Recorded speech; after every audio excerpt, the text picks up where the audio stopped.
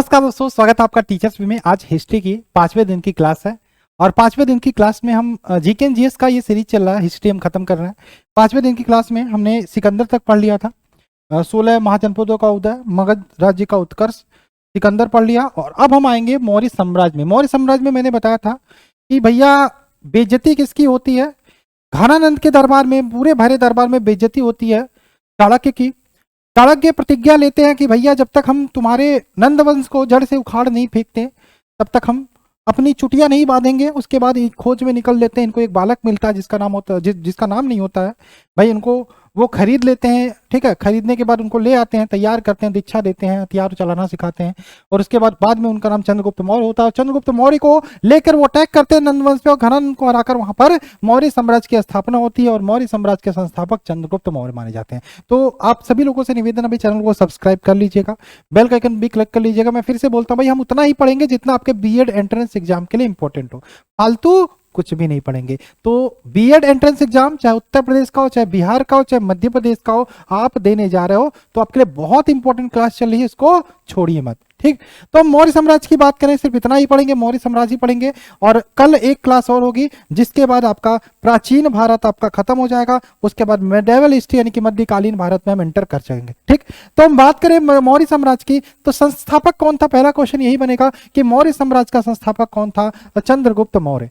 चंद्रगुप्त मौर्य मौर्य साम्राज्य का संस्थापक था जिसने चाणक्य की सहायता से नंद वंश के शासक घनानंद को अपदस्थ कर या पराजित कर मौर्य साम्राज्य की स्थापना की थी। इतना क्लियर है, इतना याद रहेगा तो बहुत अच्छी बात है कि चंद्रगुप्त मौर्य थे मौर्य वंश के संस्थापक जिन्होंने नंद वंश की सत्ता का नाश किया। किसकी सहायता से? चाणक्य की सहायता से। किसको पराजित किया? घनानंद को। ठीक, इसके बाद भाई चंद्रगुप्त मौर्य की सहायता चाणक्य ने तो की थी। जो सत्ता बनता है, जब मौर्य साम्राज्य की स्थापना होती है तो चाणक्य क्या करते हैं बाबू? चंद्रगुप्त कौन करते क्या करते हैं? वो चाणक्य को अपना प्रधानमंत्री घोषित कर देते हैं। ठीक, याद रखिएगा। चलिए अब हम बात करें यहां पे अगर जो सेलुकस ने मेगास्थनीज को अपना राजदूत के रूप में चंद्रगुप्त के दरबार में भेजा था। सेलुकस निकटर कौन था? सिकंदर का सेनापति था। सिकंदर का सेनापति था। इसने मेगास्थनीज को इसके चंद्रगुप्त मौर्य के दरबार में भेजा था। मेगास्थनीज क्यों इंपॉर्टेंट है भाई? मेगास्थनीज क्यों इंपॉर्टेंट है? मेगास्थनीज इसलिए इंपॉर्टेंट है कि मेगास्थनीज ने एक पुस्तक लिखी थी जिसका नाम है इंडिका। मेगास्थनीज ने एक बुक लिखी थी जिसका नाम है इंडिका। इसलिए इंपॉर्टेंट है। ये क्वेश्चन कई बार पूछा जाता है कि इंडिका नामक बुक किसने लिखी थी? तो मेगास्थनीज ने लिखी थी। तो मेगास्थनीज को चंद्रगुप्त मौर्य के दरबार में किसने भेजा था? सेलुकस निकटर ने। ठीक, सेंड्रोकोट्स की पहचान चंद्रगुप्त रूप के, देखो इसको जो हम बात करें चंद्रगुप्त मौर्य को, इनको सेंड्रोकोट्स भी कहा गया है। सेंड्रोकोट्स कहा गया है, लेकिन इसने सेंड्रोकोट्स कहा गया, इसकी पहचान किसने की थी? ये की थी विलियम जोन्स ने। कि सेंड्रोकोट्स जो कहा गया है वो विलियम जोन्स ने पहचान की थी। ठीक, चलिए आगे चलें। और सेंड्रोकोट्स अगर जो आपसे पूछे किसने कहा था भाई, तो मेगास्थनीज ने कहा था। मेगास्थनीज ने अपनी पुस्तक इंडिका में सेंड्रोकोट्स कहा था। ठीक है, क्लियर है। चलिए इसके अलावा अगर जो क्या इंपॉर्टेंट है, चंद्रगुप्त मौर्य अपने अंतिम समय में जैन धर्म की दीक्षा ली थी। किससे ली थी? भद्रबाहु से ली थी। किससे? चंद्रगुप्त मौर्य अपने अंतिम समय में जैन धर्म की दीक्षा लेते हैं भद्रबाहु से। और संलेखना पद्धति यानी कि श्रवण बेलागोल में संलेखना पद्धति क्या होता है कि खाना पीना छोड़ देना और अपना शरीर त्याग कर देना। संलेखना पद्धति के आधार पर अपने प्राणों का त्याग कर देते हैं। कौन? चंद्रगुप्त मौर्य। ये चंद्रगुप्त मौर्य से रिलेटेड इंपॉर्टेंट चीजें थी जो मैंने बताई। ठीक है, सेलुकस निकटर को भी यहाँ पे पराजित किया था, याद रखिएगा चंद्रगुप्त मौर्य ने। ये भी इंपॉर्टेंट है। और सेलुकस निकटर को जब पराजित किया था चंद्रगुप्त मौर्य ने, तो इनकी पुत्री थी सेलुकस निकटर की जिसका नाम था हेलेना। हेलेना आपने नाम सुना होगा, हेलेना या कार्नेलिया भी आता है, कार्नेलिया।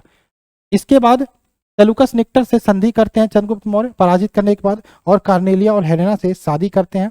और कहा जाता है कि जो चंद्रगुप्त मौर्य हेलेना और कार्नेलिया की शादी थी, यह भारत का प्रथम अंतरराष्ट्रीय विवाह है। तो भारत का प्रथम अंतरराष्ट्रीय विवाह माना जाता है, इसको भी याद रखिएगा। और इसके बाद क्या करता है, जो सेलुकस निकटर था जब हार जाता है भाई चंद्रगुप्त मौर्य से, बचा ही का ऑप्शन है क्या? मजबूरी में अपना विवाह करना पड़ता है इसको, अपनी बहन का हेलेना, इसको अपनी पुत्री का हेलेना और कार्नेलिया का विवाह करना पड़ता है चंद्रगुप्त मौर्य से। तथा 4 प्रांत इसको दहेज में देना पड़ता है, दहेज कहो या गिफ्ट कहो, जिसमें 4 प्रांत थे। पहला था काबुल, काबुल था।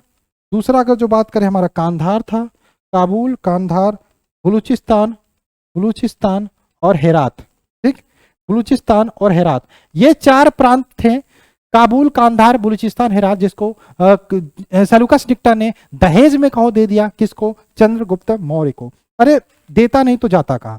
ठीक, चलो इसके बाद बात करें, सेल्यूकस निक्टर अपने राजदूत के रूप में चंद्रगुप्त मौर्य के दरबार में किसको भेजता था? मेगास्थनीज को भेजा था, ये भी इंपॉर्टेंट है।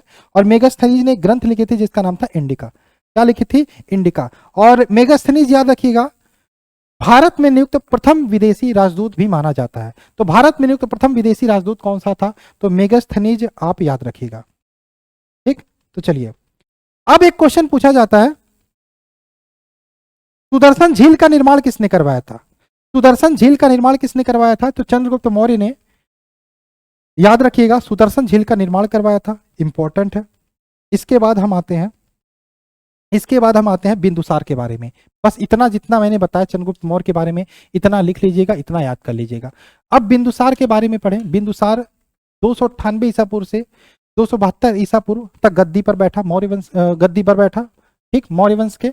और बिंदुसार को अमित्र घात नाम से जाना जाता है। इसका मतलब क्या होता है? शत्रुओं का दुश्मन, शत्रुओं का दुश्मन, शत्रुओं को खा जाने वाला, शत्रुओं का नाश करने वाला। यूनानी इतिहासकार थे अमित्रोकेटस, इन्होंने इसको अमित्र घात बोला था। किसको? बिंदुसार को। ठीक, तो याद रखिएगा 298 ईसा पूर्व से 272 ईसा पूर्व माना जाता है बिंदुसार का शासनकाल। ठीक, और भारत का प्रथम सिजेरियन शासक माना जाता है। क्या? सिजेरियन शासक। सिजेरियन क्या होता है भाई? सिजेरियन मतलब जो चीड़ फाड़ कर पैदा हुआ था, ऑपरेशन से पैदा हुआ था। ठीक, ऑपरेशन से पैदा हुआ था। इसकी माता का नाम दुधरा था, याद रखिएगा। बस वैसे ही याद रखिएगा, इंपॉर्टेंट नहीं है, लेकिन याद रखिएगा भारत का पहला सिजेरियन शासक कौन था? तो बिंदुसार था। ये क्वेश्चन बन सकता है।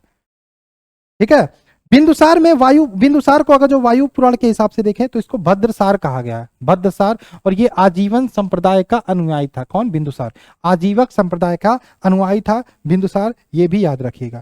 ठीक, चलिए, बिंदुसार ने सीरिया के शासक एंटियोकस की एंटियोकस से सूखी अंजीर, मदिरा और एक दार्शनिक की मांग की थी। सूखी अंजीर, मदिरा और एक दार्शनिक की मांग की थी बिंदुसार ने। किससे? सीरिया के शासक एंटियोकस ने। लेकिन सीरिया के शासक एंटियोकस, उन्होंने कहा भाई ले जा भाई, तू सूखी अंजीर ले जा खा ले, तू मदिरा ले जा पी ले, लेकिन मैं तुम्हें दार्शनिक यानी कि फिलोसफर नहीं दूंगा। उन्होंने फिलोसफर नहीं भेजा। ठीक है, भेजने से इनकार कर दिया। और इनके स्थान पर इन्होंने, किसने? एंटियोकस के शासक ने अपने राजदूत को भेजा था, जिसका नाम था डाईमेकस। डाईमेकस को भेजा था, राजदूत डाईमेकस को भेजा था। किसको? किसके दरबार में? बिंदुसार के दरबार में। तो बिंदुसार ने किससे मांगा था? एंटियोकस से। क्या मांगा था सीरिया के शासक एंटियोकस से? अंजीर, मदिरा और दार्शनिक और को देने से इनकार कर दिया। और इन्होंने राजदूत डाईमेकस को यहाँ पे भेजा था, ठीक, चलिए, इसके अलावा बिंदुसार से रिलेटेड और कोई इंपॉर्टेंट फैक्ट आता नहीं है जो आपके एग्जाम के लिए इंपॉर्टेंट हो। ठीक, चलिए आगे चलें। एक चीज और कहा जाता है बिंदुसार भाई, बिंदुसार की बात करें, हाँ ये अब थोड़ा सा है, बौद्ध ग्रंथ महाबग्गा, बौद्ध ग्रंथ है महाबग्गा। आज के टाइम पे ऐसा हो जाए तो बवाल हो जाएगा भाई। के अनुसार कहा जाता कि बिंदुसार जो थे ना, इनके 101 पुत्र थे और अनेक रानियां थी। रानियों की संख्या नहीं, अनेक रानियां। 101 पुत्र थे बिंदुसार के, सोचो। ये कहा जाता है बौद्ध ग्रंथ महाबग्गा के अनुसार। चलिए हम आते हैं अब अशोक के बारे में बात कर लेते हैं। अशोक का शासनकाल कब से कब तक रहा? 273 ईसा पूर्व से 236 ईसा पूर्व तक रहा। और अशोक ने अपने प्रजा के नैतिक उत्थान के लिए प्रतिपादित धम्म के लिए यहाँ पे विश्व विख्यात है, याद रखिएगा। और बौद्ध ग्रंथों के अनुसार यह भी कहा जाता है इनकी माता का नाम धम्मा था, धम्मा। ठीक, चलिए अशोक की बात करें, राजा बनने से पूर्व क्या थे? तो राजा बनने से पूर्व ये प्रांतपाल के राज्यपाल थे, उज्जैनी के प्रांतपाल के राज्यपाल थे। अशोक से रिलेटेड इंपॉर्टेंट पॉइंट क्या था भाई? इनका मन बदलाव। ठीक, अशोक के शासनकाल के 8वें वर्ष यानी कि 261 ईसा पूर्व में एक भयंकर युद्ध होता है, कलिंग पर आक्रमण किया और उसे जीत लिया। मन परिवर्तन हो जाता है इनका। भाई कलिंग का आक्रमण होता है, ये कहा जाता है भैया कलिंग पर भारी रक्तपात होता है, बहुत सारे लोग मारे जाते हैं, बहुत सारे माताएं, बहुत सारे भाई लोग, बहुत सारे बच्चे मारे जाते हैं कलिंग के युद्ध में। लास्ट में एक बच्चा बचता है और वो बच्चा अशोक के सामने खड़ा होता है, कहता है भाई मुझे मार, और वो सोचते हैं एक छोटा सा बच्चा है इसको क्यों मारे, और वहीं पे उनका हृदय परिवर्तन की बात कही जाती है और उसी के बाद वो प्रण लेते हैं भैया कि हम कभी हथियार नहीं उठाएंगे। तो अशोक के अपने शासनकाल 261 ईसा पूर्व में कलिंग पर आक्रमण किया था तथा उसे जीत लिया, और कलिंग के साथ भारी रक्तपात से दुखी होकर अशोक ने युद्ध नीति को छोड़कर धम्म नीति को पालन किया, धम्म नीति का पालन किया था। यहीं पे अशोक के हृदय परिवर्तन की बात होती है। ठीक, चले आगे चले। एक भी कहा जाता है भाई कि अशोक ने अपने 99 भाइयों को किसी न किसी तरीके से मारा था, 99 भाइयों को किसी न किसी तरीके से मारा था, तब 269 ईसा पूर्व में विधिवत अपना राज्याभिषेक कराया था 99 भाइयों को मारने के बाद, 8वें वर्ष अपने शासनकाल के। तो अशोक का संपूर्ण शासनकाल 3 भागों में विभाजित है। वैसे पहले तो 273 ईसा पूर्व, ये तो जानते हो, फिर 8वें वर्ष विधिवत जब राज्याभिषेक कराया अपने 99 भाइयों को मारने के बाद, 9वें वर्ष से 27वें वर्ष तक, उसके बाद 28वें वर्ष से 37 वर्ष तक। ठीक है, तो याद रखिएगा कलिंग युद्ध था 261 ईसा पूर्व में। कब हुआ था? 261 ईसा पूर्व में। उसी के बाद इनका हृदय परिवर्तन होता है, और हृदय परिवर्तन के इससे रिलेटेड एक इंपॉर्टेंट पॉइंट ये बनता है कि हृदय परिवर्तन की जानकारी 13वें शिलालेख से देखने को मिलती है। अशोक के हृदय परिवर्तन की बारी जानकारी हमें कहाँ देखने को मिलती है? तो अशोक के हृदय परिवर्तन की जानकारी जो हमें 13वें शिलालेख के से देखने को मिलती है। कलिंग युद्ध की बात करें, कलिंग युद्ध है, कलिंग कहाँ पे? उड़ीसा में है। कलिंग कहाँ पे है? उड़ीसा में है, ये भी याद रखिएगा, कलिंग उड़ीसा में पड़ता है। ठीक है, और 13वें शिलालेख में उल्लेख है। कलिंग की स्वतंत्रता के लिए ये लड़ाई हुआ था।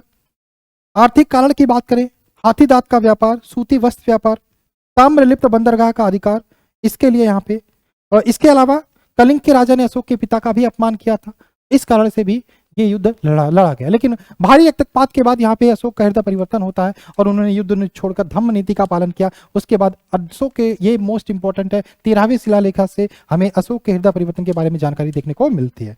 उसके बाद अशोक ने अपने शासकीय एवं राजकीय आदेशों को शिलालेख पर खुदवाकर साम्राज्य के विभिन्न भागों में स्थापित किया। ठीक, और ये शिलालेख ब्राह्मी भाषा में, खरोष्ठी भाषा में, अरमाइकी भाषा में तथा ग्रीक भाषा में लिखी गई है। अशोक के शिलालेखों का सर्वप्रथम पता, मोस्ट इंपॉर्टेंट क्वेश्चन है, अशोक के शिलालेखों का सर्वप्रथम पता टी फैंथेलर ने लगाया था।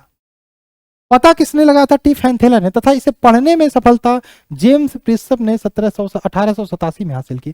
ये दोनों मोस्ट इंपॉर्टेंट है। पता किसने लगाया था? टी फैंथेलर ने, और पढ़ने में सफलता जेम्स प्रिंसेप ने हासिल की 1887 में। इसके बाद कौटिल्य की बात कर लेते हैं, और इन्होंने अर्थशास्त्र नामक पुस्तक लिखी थी, तथा मेगास्थनीज ने इंडिका से मौर्य साम्राज्य के बारे में विशेष जानकारी मिलती है। ठीक है, तो ये था आपका। और जो आपका ये जो अर्थशास्त्र था, ये इकोनॉमिक्स से रिलेटेड नहीं था, ये राजनीति से रिलेटेड था, याद रखिएगा, ये राजनीति से रिलेटेड था। ठीक है, तो इतनी चीजें हैं हमारा। आप बुक से भी थोड़ा सा पढ़ने की कोशिश करिएगा। ठीक है, बुक से भी पढ़ने की कोशिश करिएगा। बाकी हम अब पढ़ेंगे गुप्त साम्राज्य के बारे में। मैंने बोला सिर्फ उतना पढ़िए जो आपके एग्जाम के लिए इंपॉर्टेंट हो। गुप्त साम्राज्य के लिए पढ़ेंगे, और गुप्त साम्राज्य हम कल पढ़ेंगे, और कल गुप्त साम्राज्य पढ़ के हम यहाँ पे जो आपका प्राचीन भारत है ये आपका खत्म कर देंगे। तो पढ़ते रहिए, मस्त रहिए। उसके बाद मध्यकालीन भारत में एंटर करेंगे। आप घर पे जाके बुक से भी खोलने की कोशिश, पढ़ने की कोशिश करें थ्योरी वाइज। बाकी हम टॉपिक वाइज भी प्रैक्टिस करेंगे। अभी ये हिस्ट्री खत्म नहीं हुआ, हम क्वेश्चन के द्वारा भी प्रैक्टिस करने की कोशिश करेंगे। और पढ़ते रहिए, मस्त रहिए। मिलते हैं क्लास में। Bye bye. जय हिंद, जय भारत।